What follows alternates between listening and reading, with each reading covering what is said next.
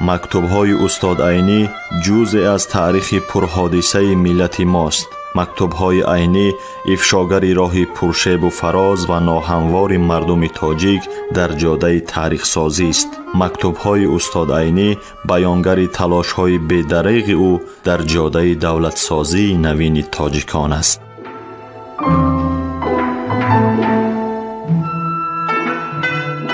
سامیان عزتمند، حالا شما از بخش خوانش ادبی مکتوب‌های استاد عینی را با نویسندگان و اندیشمندان همزمانش با چهره‌های علم و ادب تاجیک در تهیه، تحریر، برگردانی و نشر آن کارمندان اینستیتوت زبان و ادبیات به نام رودکی اکادمی ملی علم‌های تاجیکستان، ادبیات شناس انزورت ملکزاد و گلبهار عثمانова سهم گذارند.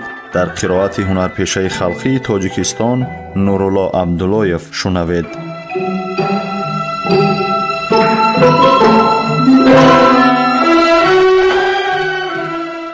سهم چنان که در لغت فارسی دیده اید و معنای ترس هم می آید. سعدی می گوید سهمگین آبی که مرغابی در او ایمین نبودی، کمترین موج آسیا سنگ از کنارش در ربودی. سهمگین، پربیم، خوفانگیز. سهم زدن مانند ترس خوردن و معنای سهمیدن می شود که ترساندن گفتن است. هفتم، پالوده خوردنی است که از شکر و نشسته گندم، کرخمل یا اینکه آرد برنج بیپزند. گاه مغز کوفته هم برویش می پاشند. نوعی بسیاری دارد که هر کدامش نامی جداگانه دارد. فیرنی، ماقوت، یخ در بهشت از جمله پالوده است. همه این خوردنی ها در بخارا با نامهایش زنده بودند. کیسیل روسی که در آشخانه های اروپایی در آخر عبید می دهند از جمله پالوده است. صحن غیر از معنی های معلومش با معنی طبقه هم پهن می آید. در این باره بو اسحاق اطعمه می گوید دم در تاسم واج قطایف می خورم غوطه، زمان می کنم در صحن حلوای اصل جولان. در جای دیگر می گوید از بحر صحن حلوا در هر سما شوره، از بحر پشت بریان در هر طرف نورده. می گوید با پیشم چون خراسانی قرار صحن بغرا را، ببوی قلیش بخشم سمرقند و بخارا را. بغرا یک خیلی طعام. سیخ بر بورک زدم در حال با صحن افتاد، برگ گل سرتیزی خار مغیلان بر نتافت. بورک طعام. صحن ماقوت به هر مغز تفاعل می کرد، اولین قرعه که افتاد به بادام افتاد. ماقوت یک نوع پالوده که برویش زعفر یا مغز کوفته می پاشند. چون معنی پالوده و صحن هم معنی صحن پالوده معلوم گردید، معنی بیت روشن می شود. در بیت اول شاعر کنیزک را به اصل روغن‌آمیز هم به پالوده که چرب و شیرین است مانند کرده است. در بیت دوم مرکب استیاره را از حد گذرانیده گفته است. شیرینی یا اصل انجیر وی و مغز بادامش در جام او، در نسیه او. صحن پالوده کرده است، یعنی او را مانند صحن پالوده گردانده است. باغ را. هشتم، هفت سلطان. در اینجا به معنی ظاهریش هفت پادشاه نبوده، بلکه به معنای کنایگیش هفت سیاره، سبعه سیاره است. در مصرع دوم هفت از خصلت جدا نوشته می شود. مقصد از این هفت همان هفت سلطان است که در مصرع اول گذاشته است. هفت سلطان، هفت سیاره، یعنی هفت دختر. هرچند سیاره ستاره باشد هم از ماه خصلت بردند، یعنی در خوبی از ماه گذشتند. البته این گونه معنی داد خیلی دور حتی خنده آور است، اما گاه از نظام دور نیست. اما هفت خصلت ماه را من نه در ادبیات دیدم و نه در افسانه ها شنیدم.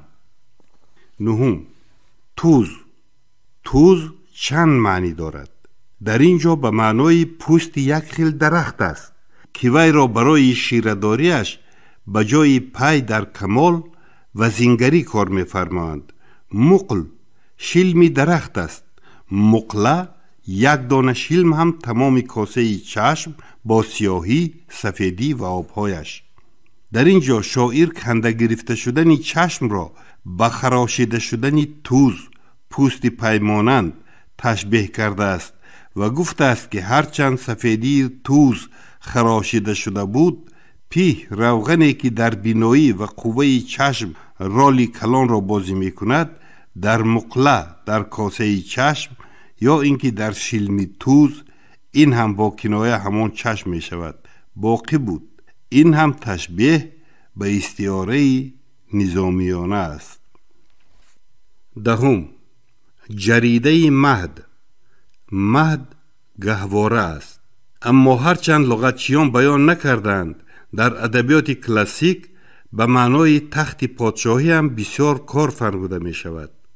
یک معنی جریده دفتر است، پس معنی ترکیبی در اینجا قانوننامه تخت می شود. 11.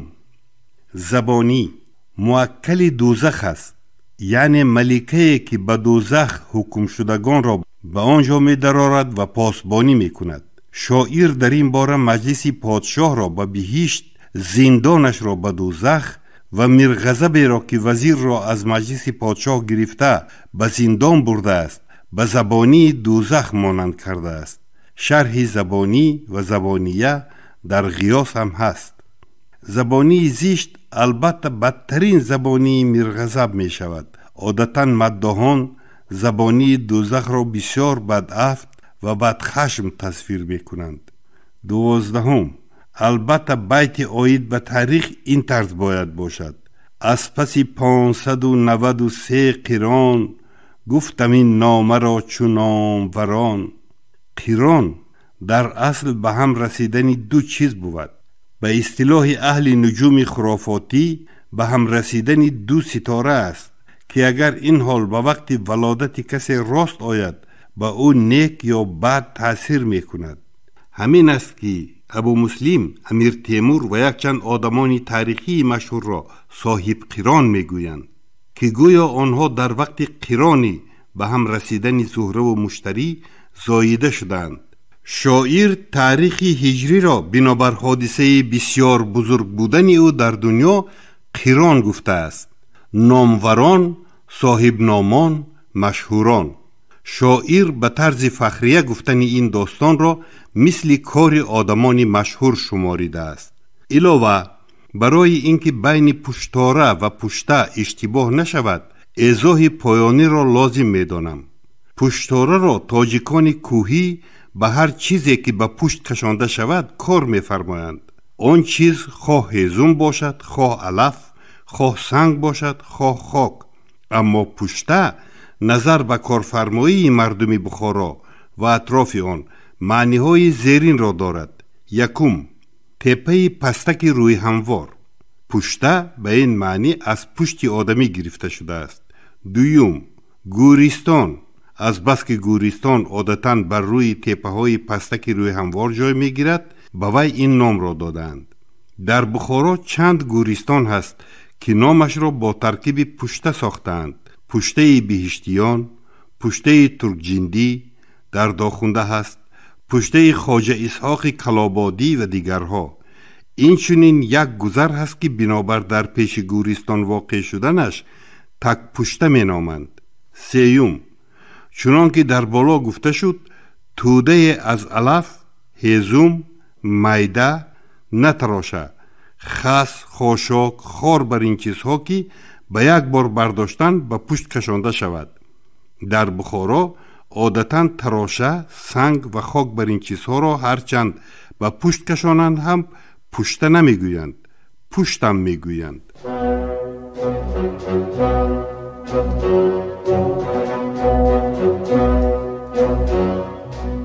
خبرهای نغز، همین گونه مژده‌های فرهنگی در نامه‌های استاد عینی سرشار است و استاد عینی در نامه هم درباره وضع معیشی و حالت عیش و عشرت خانوادگی صحبت نمی‌کنند. هر یک نامه استاد صدرالدین عینی یک کشفیات تازه علمی است درباره اهل علم درباره استعدادها صحبت میکنند، درباره کشفیات‌ها صحبت، درباره تاریخ خلق تاجیک صحبت میکنند. صدها بار ما باید این نامه‌ها را خوانده به بزرگی استاد صدرالدین عینی ایمان بیاوریم، باور حاصل کنیم و خودمان تحقیقات‌های درباره عینی نویسیم. هر یک نامه‌ای که استاد صدرالدین عینی نوشتند، هر یک بیان کننده یگان پهلوی مهمی حیاتی استاد عینی بوده است.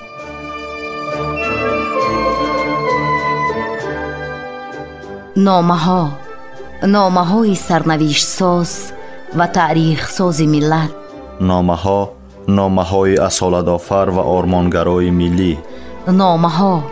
نامه‌های خودشناسی و خودآگاهی ملی. نامه‌های افتخار برانگیز و هویت ساز استاد بزرگ صدرالدین عینی.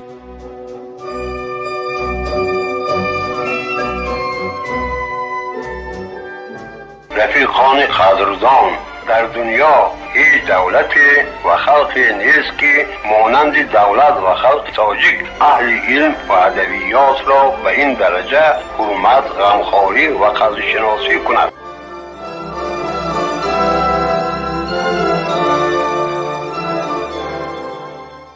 رفیق دهاتی، این پرسش‌های شما و جواب‌های من باز یک بار دیگر همین را نشان دادند که برای آموختن زبان و تدقیق کلاسیک ها تنها لغت ها، کتاب های لغت کفایه نمی کنند، بلکه برای این کار به ضمن کتاب های لغت اول زبان عامه خلق را، نه یک شهر یا ریان، بلکه بیشترین جاهای را که در آن جاها مردمانی که زبان آنها را می آموزد می شینند.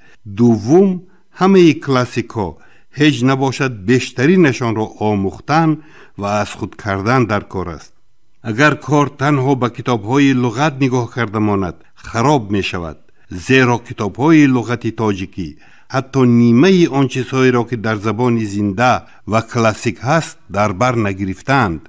دوم، بسیار چیزهایی که در کتاب های لغت هستند مردند یا که معناهاشان را دیگر کردند. زبان کلاسیک ها را که برای آموختن یک کلاسیک همه یا بیشترین آنها را دانستن در کار است، چی نوع باید یاد گرفت؟ برای موفقیت ناک شدن این کار در وقت خواندن کلاسیک ها نه تنها به فهمیدن آنها قناعت کردن کفایه است، بلکه جمله های جداگانه و لغت های جداگانه آنها را به قدر امکان با زبان زنده تطبیق کرده آموختن در کار است. بسیار آدم ها هستند که کلاسیک ها را بسیار خواندند و خلاصه مضمون آنها را هم از خود کردند، حتی از یاد هم خوانده می دهند، اما وقتی که کار به سر یک لغت جداگانه آمد در می مانند. انا پیش راه همین گونه کار را گرفتن در کار است. البته آموختن زبان زنده از آموختن زبان کلاسیک به درجات دشوارتر است. برای این کار چی کار کردن در کار است؟ برای این کار با مردم های ریان های گوناگون مصاحبه کردن و به ریان ها سیر کردن در کار است. لیکن این سیر و گشت باید با اصول اکسپدیسی های زبانشناسان نشود.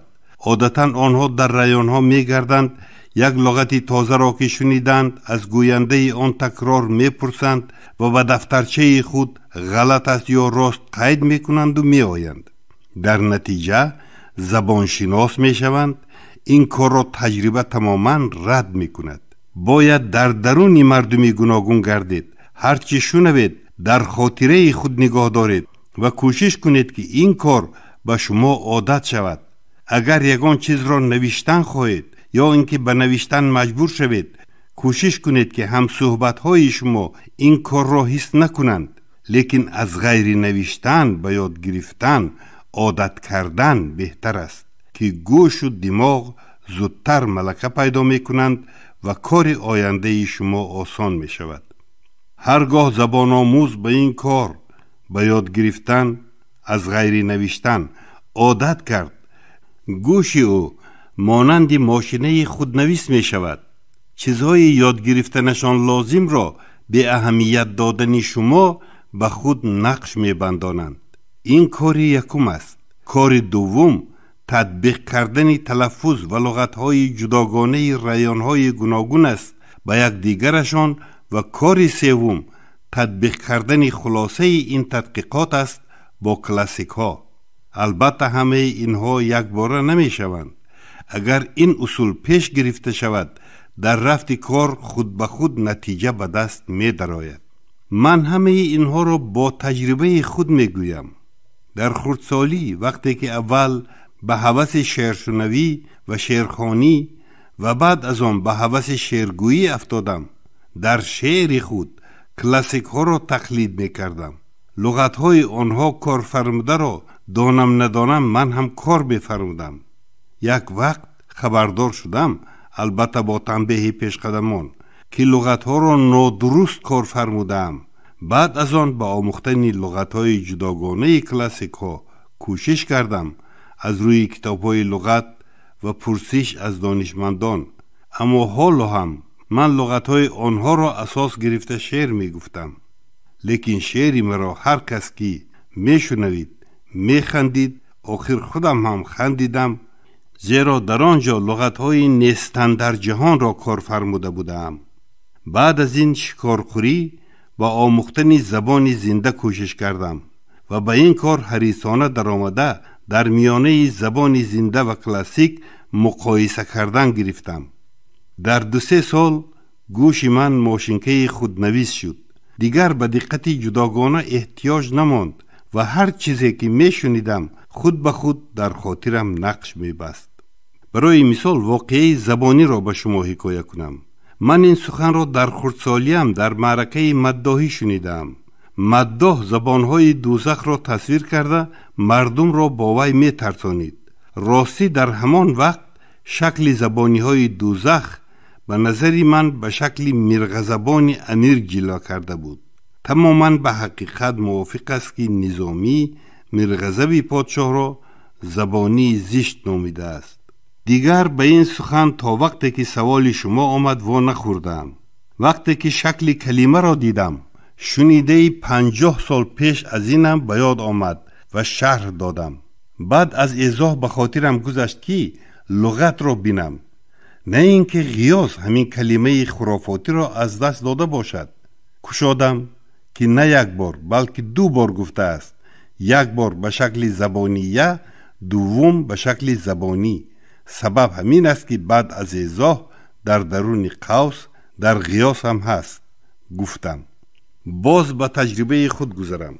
وقتی که من به آموختن زبان عامه و مقایسه آن با زبان کلاسیک در آمدم، این کار فرمودن بعضی لغت‌هایی که در زبان عامه خودی آنها یا یگان شکل و یا ریشه آنها نیستند به قدر امکان خودداری کردم.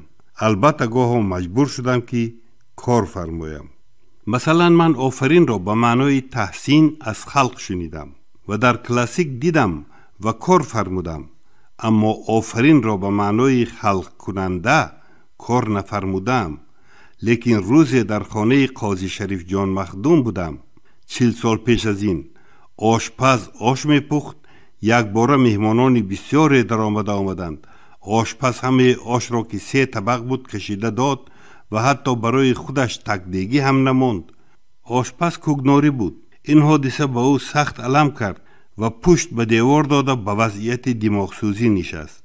در همین وقت محرم قاضی دوان آمده به آشپز باز 1 طبق آش کشیده دهید گفت. هرچی بود کشیده دادم، اکنون آش آفرینم می. گفت آشپز در غضب شده. گوش من این کلمه را محکم به خود گرفت.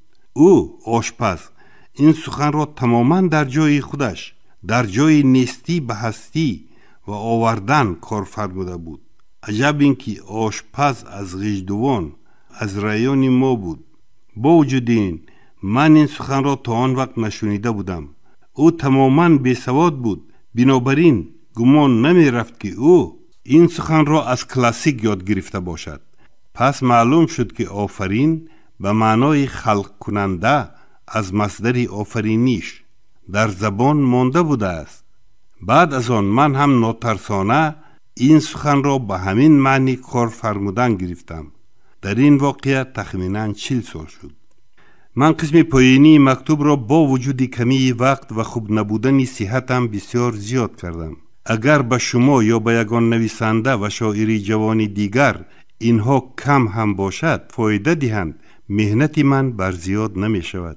شما می توانید که قسم پایینی این مکتوب را در مجلس نویسندگان مخصوصا به نویسندگان جوان خوانده دهید. به همه سلام، به سلام رفیقانه عینی.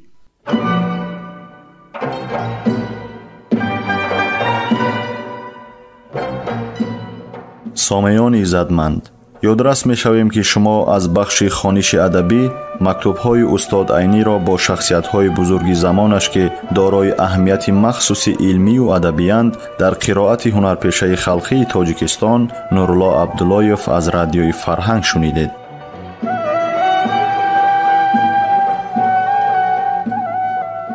در تهیه و پیشنهاد گفتار سهم گذاشتند صلاح‌الدین نورزاد و لطفیه قربانова.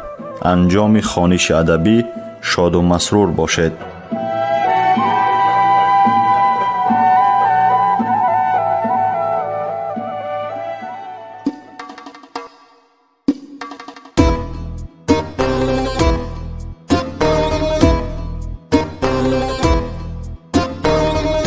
عمری عینی از برای خلق صرف خامشو،